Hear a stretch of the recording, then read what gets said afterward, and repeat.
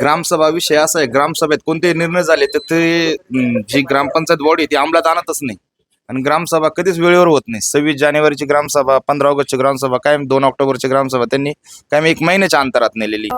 तरुण मंडळी आहे तर त्यांना अभ्यास करण्यासाठी किंवा जे MPSC UPSC किंवा भरतीची तयारी करतायत तर त्यांना अभ्यासिका अशी मुलांना अभ्यास साठी वाचनालय किंवा अभ्यासिकेची सोय करून देता आली पाहिजे. तरुण सुशिक्षित उमेदवार असला तरी चालेल, किंवा गावच्या विकासासाठी ज्याची पात्रता असेल असा एखादा रिटायर्ड शिक्षक, गावातला रिटायर होऊन आलेला अधिकारी, असाही माणूस असला तरी चालेल.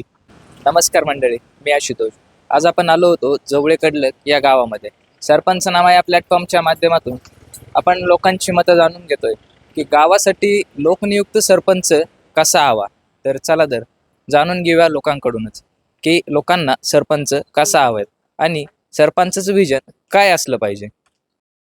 आता स्थानिक स्वराज्य संस्थांच्या निवडणुका लागत आहे, त्यामध्ये आता ग्रामपंचायतचे पण इलेक्शन लागणार आहेत, सरपंचांचे कार्यकाळ पूर्ण होत आहेत. तर आता लोकनियुक्त सरपंच आहेत, तर जो आता लोकनियुक्त सरपंच असणार आहे त्यांच्याकडून तुमच्या काय अपेक्षा असाव्यात. एकतर लोकनियुक्त सरपंच म्हणजे हा पूर्ण गावात नसतो, तर तो एक सुशिक्षित तरुण असावा, तो गावामध्ये लोकप्रिय असावा, त्याला गावातल्या प्रश्नांची जाण असावी आणि विशेष करून ग्रामपंचायतच्या कामासंदर्भात ग्रामपंचायतचा अधिनियम कायदा आहे त्याचाही त्याला माहिती असावी. असा एक तरुण सुशिक्षित उमेदवार असला तरी चालेल, किंवा गावच्या विकासासाठी ज्याची पात्रता असेल असा एखादा रिटायर्ड शिक्षक, गावातला रिटायर होऊन आलेला अधिकारी, असाही माणूस असला तरी चालेल. फक्त गावच्या विकासासाठी त्यांची तळमळ असावी. कारण आज बघितलं तर गाव ओस पडत चाललेले आहे, सर्वजण शहराकडे स्थलांतरित होत आहे. गावामध्ये अजूनही स्वतंत्र उत्तर काळानंतर अजूनही गावातले मेजर प्रश्न, वीज असेल, रस्ते असेल, पाणी असेल, आरोग्य असेल, हे प्रश्न सुटलेले नाही आहेत. गावाकडची लोकसंख्या दिवसेंदिवस कमी होत चालली आहे. शेतीलाही योग्य बाजारभाव नसल्यामुळे शेतकरी शेती करण्यामध्ये इंटरेस्टेड नाही आहेत, मुलांचे लग्न होत नाही, त्यामुळे गावातून एक स्थलांतराचं प्रमाण खूप वाढलेलं आहे. सरपंच असा असावे की त्यांनी कमीत कमी जो प्रतिनिधी असेल ज्या तालुक्याचा, आमदार खासदार, त्याच्याशी त्याचा संपर्क असला पाहिजे. आपले कामं घेऊन त्याला मांडता आले पाहिजे. गावात नवीन नवीन उद्योगधंदे, छोटे मोठे व्यवसाय आणले पाहिजे. महिला मुलांसाठी बचत गट चालवले पाहिजे. आणि सगळ्यात म्हणजे मेजर जो गावाचा जो कणा असतो ती म्हणजे शाळा. सर्व खेडेगावांमध्ये जर बघितलं आपण की जिल्हा परिषद शाळा आहेत, पण जिल्हा परिषद शाळेमध्ये इंग्लिश मिडियमचं फॅड आल्यामुळे जिल्हा परिषद शाळांची मुलांची संख्या कमी होत चालली आहे. आजही जिल्हा परिषद शाळेमध्ये अतिशय उत्कृष्ट शिक्षक आहेत की जे खूप चांगलं शिकवतात. शाळा कशी सुधारवता येईल, शाळेमध्ये नवीन नवीन गोष्टी कशा आणता येतील. आजकाल बघितलं तर आपण सोशल मीडियाचा जमाना आहे. सोशल मीडिया वापरून आपल्या गावातले शाळा कशी सुधारवता येईल, त्याच्यानंतर गावामध्ये जे असणारे तुमचे जे लोक आहेत, मित्र कंपनी गावातून बाहेर गेले आहेत, त्यांच्याकडनं गावासाठी कसा निधी आणता येईल, अशा शासनाच्या भरपूर योजना असतात. त्या योजनांचा त्यांनी पाठपुरावा केला पाहिजे. पाठपुरावा केला तर कुठलंही काम होतं असं मला वाटतं. आणि आज शासनाकडं निधी भरपूर आहे, पण पाठपुरावा करणारा सरपंच भेटत नाही. गावाकडं भ्रष्टाचार, ही पार्टी ती पार्टी, असा सगळा उद्योग चालतो, त्यामुळे गावांचे विकास आज थांबलेले आहेत. तर सरपंच असा असावे की त्यांनी ग्रामपंचायत हे मंदिर म्हणून काम केलं पाहिजे. ग्रामपंचायत हे गावचं मंदिर आहे आणि तिथं खूप तुम्ही विकासाची कामं करू शकतात. पाणलोट क्षेत्राचे कामं करू शकतात, पाणी आणू शकतात, त्याच्यानंतर तुम्ही शाळा मोठ्या प्रमाणात करू शकता. आरोग्य उपकेंद्र गावामध्ये असणं गरजेचं आहे, आरोग्य उपकेंद्र, अशा भरपूर सारी गोष्टी गावामध्ये करता येईल. महिलांसाठी ग्रामपंचायतने कोणत्या कोणत्या सुविधा दिल्या पाहिजेत. महिलांसाठी आजकाल बरेच रोजगार निर्मिती केली पाहिजे त्यांनी. गृहउद्योग किंवा बचत गट असं काहीतरी, म्हणजे त्यांना जेणेकरून रोजगार निर्मिती होईल. त्यांना कुठं असं जास्त लांब कुठं कामाला जावं लागणार नाही. तर सगळे एकत्र येऊन काहीतरी चांगली रोजगाराचे हे पण होईल त्यांना, आणि एखादा उद्योग चालू होईल आणि फायदा आपल्याला सगळ्यांनाच होणार आहे. गावातल्या सगळ्या महिलांना काम भेटेल आणि चांगलंच होईल सगळं. सरपंच असणारे महिला असेल किंवा पुरुष असेल, त्यांच्याकडून तुमची काय अपेक्षा असणार. जे कोणी उमेदवार याच्यासाठी ग्रामपंचायतीसाठी उभे राहणार आहेत तर त्यांनी त्यांचं शैक्षणिक जी त्यांची पातळी आहे तर ती बघून त्यांना आम्ही वोट करू. आणि गावच्या विकासासाठी पण त्यांनी बरीचशी कामं करण्यात त्यांचा हातभार असावा. गावच्या विकासासाठी त्यांनी प्रत्येक छोट्या मोठ्या कार्यक्रमामध्ये त्यांचा सहभाग असावा. आणि आता जे सरपंच लोकनियुक्त सरपंच होणार आहेत त्यांचं विजन काय असलं पाहिजे? ते सरपंच शिकलेले पाहिजे. तरुणांसाठी त्यांनी काय केलं पाहिजे? तरुणी असतील, युवकांसाठी त्यांनी कोणते असे उपक्रम आहेत की जे गावात राबवले पाहिजेत? हा, लायब्ररीची सुविधा त्यांनी करून दिली पाहिजे.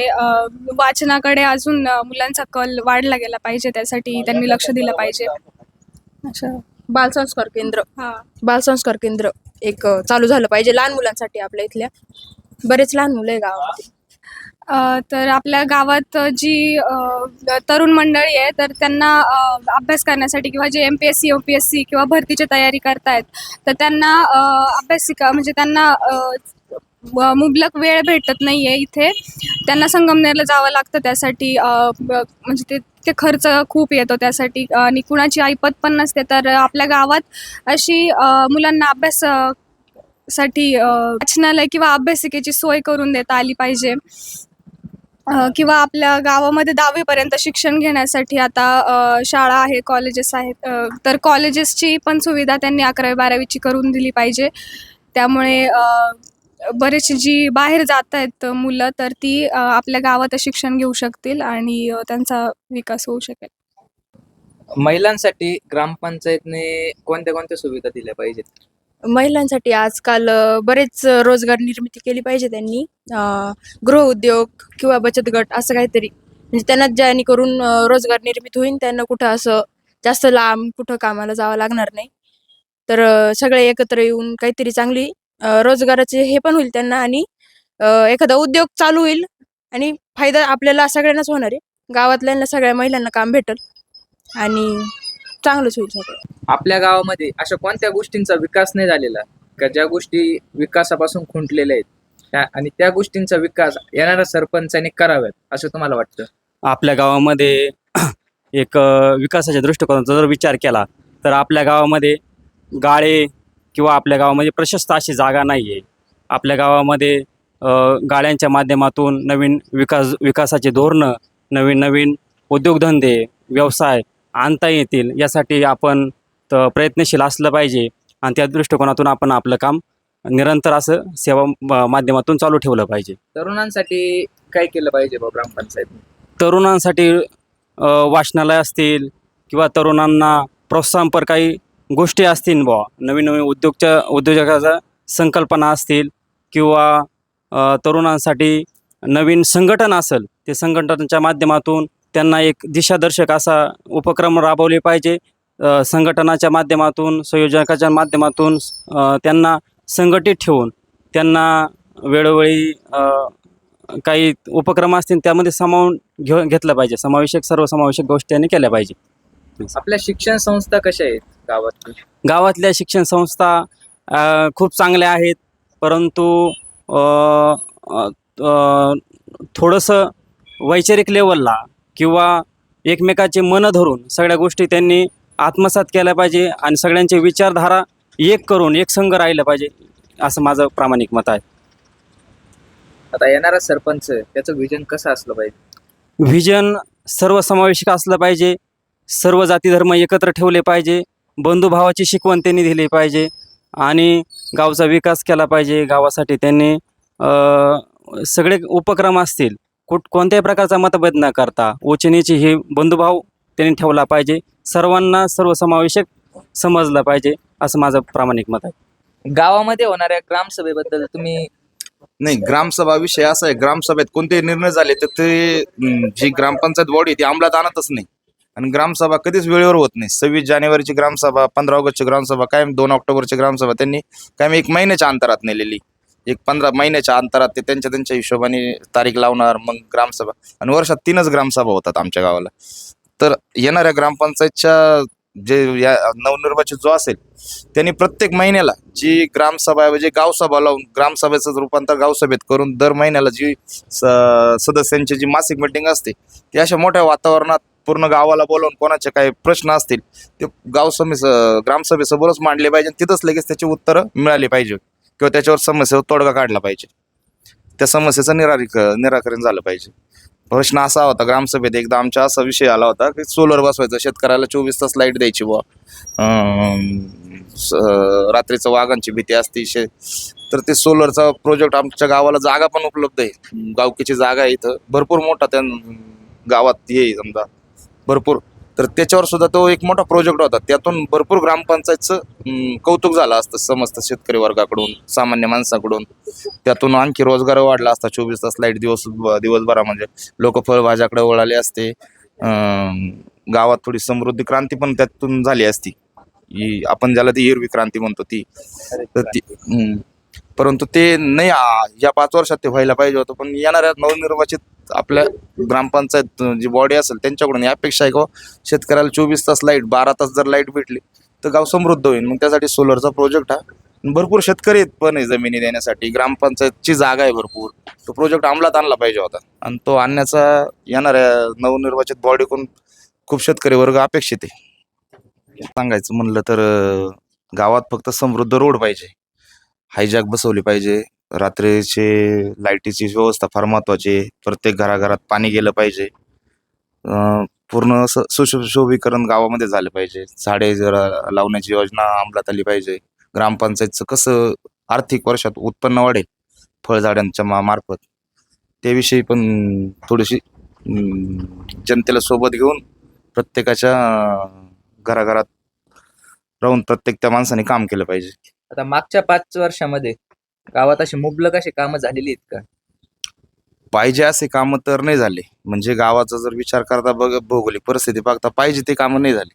जे व्हायला पाहिजे होते ते कामं नाही झाले. असे कोणते काम आहे का जे व्हायला पाहिजे होते? सर्वात महत्त्वाचा प्रश्न लोकांचा येण्या जाण्याचा जो मार्ग आहे त्याची फारच दयनीय अवस्था झालेली. गावात लाईट प्रत्येक मळ्यात जाणारी जी लाईट आहे लाईट होणं गरजेची होती. बस दुसरं लोकांना काय आरोग्य व्यवस्था, पाणी आणि रस्ते असल्यानंतर प्रत्येक माणूस कुटुंबात कमावताना असतो. त्याच्या कुटुंबाची जबाबदारी तो स्वतःच घेत असतो. त्यामुळे लोकांना काय पाहिजे फक्त अन्न, वस्त्र आणि पाणी, बस तेवढ्याचीच फक्त गरज आहे गावाला. तीच पूर्ण करण्याच्या येणाऱ्या ग्रामपंचायतच्या नवनिर्वाचित सरपंचाकडून अपेक्षा आहे. बाकी काय नाही. गावातील शिक्षण संस्था कशी आहेत आपल्या? गावातील शिक्षण संस्था या मितीला तर चांगल्या आहेत. दोन्ही शिक्षण संस्था या मितीला चांगल्या आहेत, चांगल्या प्रकारे चालू आहेत. पट चांगला आहे, शिक्षण व्यवस्था चांगली आहे. या 2 वर्षात भरपूर बदल झालेला आहे शाळेच्या व्यवस्थापनामध्ये पण. ग्रामपंचायतकडून काही नवीन नवीन उपक्रम गावात राबवले जातात का? नाही, ह्या 5 वर्षात एक पण उपक्रम असा नवीन पाहिजे असा नाही राबवला. जे काम व्हायला पाहिजे होतं ग्रामपंचायत मार्फत ते काम नाही झाले. आता घरकुलाचे प्रश्न असतील तर जे घरकुल मागण्याचा अर्ज तो प्रत्येक याला करायचा, ज्याचं नाव येईल त्याला. तर ते काय ते ग्रामपंचायतच्या हातात नाही. जो मागेल त्याला घरकुल आहे. सरकार काय सांगतं तुम्ही घर मागा आम्ही देतोय. मग ती जागेचं त्यांनी चाचपणी करून ते घरकुल मंजूर करून त्याचीच हे करणं आहे ना. त्यासाठी ग्रामपंचायत सहकार्य करतेच आहे. तिथे आता काय जो लोकनियुक्त सरपंच असेल त्याचं विजन काय असलं पाहिजे? रस्ते, पाणी आणि आरोग्य व्यवस्था ही देण्याची काळाची गरज आहे. प्रामुख्याने असे कोणते मुद्दे आहे की जे तातडीने पूर्ण केले पाहिजे त्यांनी निवडून आल्यानंतर? पहिला प्रश्न आहे बोरबनमाळाचा रोड. दुसरा प्रश्न आहे वरबेटमाळाचा रोड. वडगाव रोड तर आता झालेच आहे याच्यात. पण जास्तीत जास्त जे लोक राहतात समजा आपले डोंगरगाव वस्तीकडे जाणारा जो रोड आहे ठाकर वस्तीपासून तो राहिला. बाकी नांदरपूर रोडला राहणारी जी आता वाघाची जी समस्या निर्माण झाली, रात्रीचे वाघ भेटतात, लहान मुले सुले 5 नंतर बाहेर निघायचं नाही, प्रशासनाने आदेश केलेले आहेत. लाईट प्रामुख्याने हा महत्त्वाचा मुद्दा आहे गावामध्ये.